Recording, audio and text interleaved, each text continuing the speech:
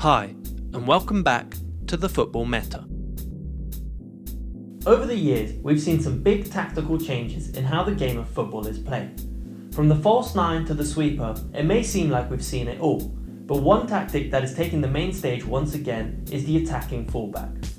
Teams like Liverpool have achieved some incredible success thanks to Trent Alexander-Arnold and Andy Robertson, who last season provided 25 assists and 134 crosses between them. Or in Germany, Champions League winners Bayern Munich were aided by one of the current young stars in the game with Alphonso Davies. The tactical evolution in football has led to fullbacks being more vital than ever. The stats also back this argument, and as you can see, fullbacks are becoming more and more involved in the creation and the scoring of goals. For large periods of football history, the fullbacks were usually considered as the weakest role, with better defenders being placed at centre-back and better ball players being placed in midfield. However, in recent years, there's been a transition. More and more teams are spending increasing amounts to attract the top names in the game. We've seen Chelsea splashing the cash for Ben Chilwell, whose arrival at the club has helped solidify the defence and has already provided 2 assists and 2 goals in this campaign. While other teams such as Manchester City are struggling to find a partnership that they can rely on, with Pep Guardiola spending over 200 million on fullbacks alone, and struggling to perform to the high standards that the team has set themselves. While attacking fullbacks have actually been seen countless times before in the history of the game, the amount of chances that a modern fullback provides is unmatched. Before we take a look at how they play today, let's take a look at how the role developed. One team that achieved a lot of success with this tactic was Brazil. Way back in 1958, they were crowned World Cup winners with their 4-2-4 formation. Brazil's lineup allowed them to have a high number of attacking players at any time. The 2 fullbacks were instructed to move up together and stay wide in order to stretch the opposition's defence. The 2 wide forwards, in Zagallo and Garrincha, would move in alongside or behind the 2 strikers, Pelé and Vava. Or, if the opposing team was making it hard for the fullbacks to advance, they would be used as support on the edge of the box. Closer to the end of the century, Brazil would once again dominate the global stage, with one of the players that epitomises the role of the attacking fullback, Roberto Carlos. Cafu and Roberto Carlos' contribution to the World Cup winning team is often overshadowed by the brilliant attacking trident Brazil possessed. Luis Scolari had played around with a lot of formations, and eventually settled for the 3-4-2-1.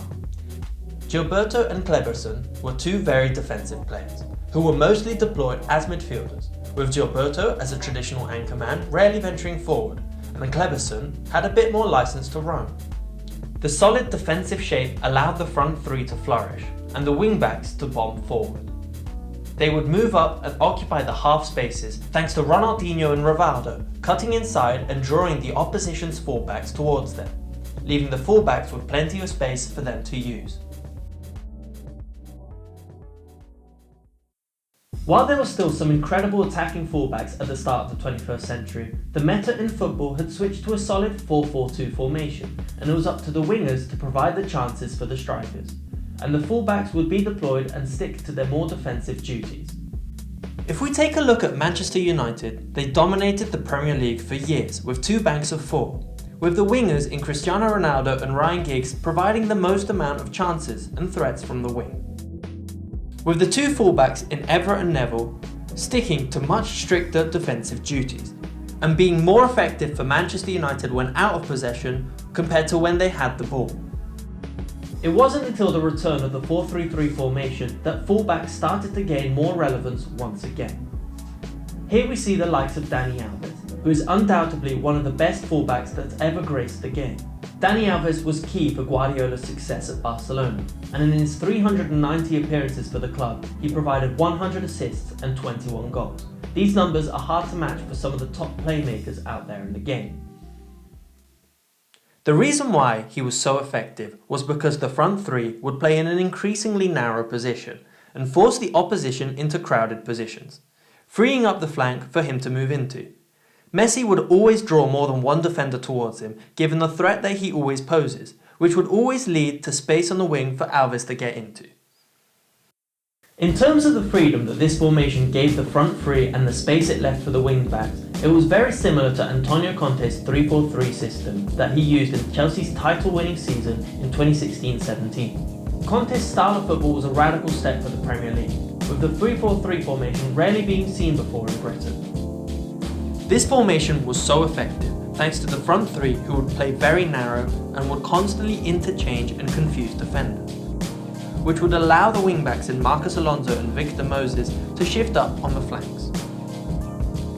The two fullbacks were at the heart of Chelsea's success, with the pair providing over 222 crosses in 38 matches. But similarly to the success that Brazil had with their wingbacks, it was the solid midfield of Kante and Matic that made this possible, ensuring Chelsea had the right balance between offensive and defensive power, with Kante playing as a box-to-box midfielder and Matic being used as more of a shield. It was Pep Guardiola that once again changed the way that fullbacks are seen and used in the modern game, with the inverted fullbacks a key component of the success he's achieved at Bayern Munich and Manchester City. This tactic is ideally used in teams that are possession-based and requires the fullbacks to be technically proficient. It involves the fullbacks cutting inside and packing out the midfield, leaving the wingers to supply the width. This creates more triangles in midfield and almost always ensures that you have an extra man in the middle, which makes it easier to keep the ball. This in turn forces the wingers to follow the fullbacks inside, which leads to the creation of spaces for the winger and leaves the opposition fullbacks isolated against the wingers and vulnerable to one-on-ones. 2 seasons ago, this tactic was so effective due to both Sterling and Sane being incredible dribblers and always posing a threat with darting runs into the box. Similarly to Robben and Ribéry at Bayern Munich, who would be deployed in a similar fashion with Alaba and Lahm moving up alongside Götze and Müller. Here we can see the effectiveness of this approach in creating space. The fullbacks are also very effective in nullifying the threat of a counter-attack, as they can move fluidly into the half spaces in the midfield, or the flanks depending on the position of the winger and the game situation. Finally, we cannot end this video without talking about Liverpool. The way that Jurgen Klopp uses his whole team to maximise the efficiency of his fullbacks is unmatched. Roberto Firmino drops into the midfield as a false 9, which creates the space for Salah and Mane to cut inside and get behind the defence, something they do frequently and very effectively. With the wingers cutting in, this frees up space on the flanks, as we've seen before for Robertson and Alexander Arnold, to push up and whip in deadly crosses, which they do exceptionally. Furthermore, the solid 3 centre midfielders make sure the flanks are never exposed when the fullbacks have moved up, and they make it difficult for the opposition to hit them on the counter. If you look at the teams that create the most amount of chances from their fullbacks, there's one thing that they all have in common, which is strong defensive-minded midfielders. For example, the majority of Liverpool's midfield players, with Henderson, Keita, Wijnaldum or Fabinho, are all exceptional midfielders, but seem to be more effective at retaining possession than they are necessarily creating goal-scoring opportunities. With Ben Chilwell and Reece James, Chelsea look incredibly threatening on the attack this season. This is also thanks to one of the best, if not the best, central defensive midfielder in the world right now, N'Golo Kante, who is a workhorse for the team and provides defensive stability that allows the fullbacks to push up. And in the Serie A, for example, Inter's centre midfielder Brozovic is at the heart of their improved success over the past few seasons. But the strong central defensive midfielder will be the topic of a future episode. Bye for now. If you like this style of content, please be sure to subscribe and leave any suggestions for future videos in the comments down below.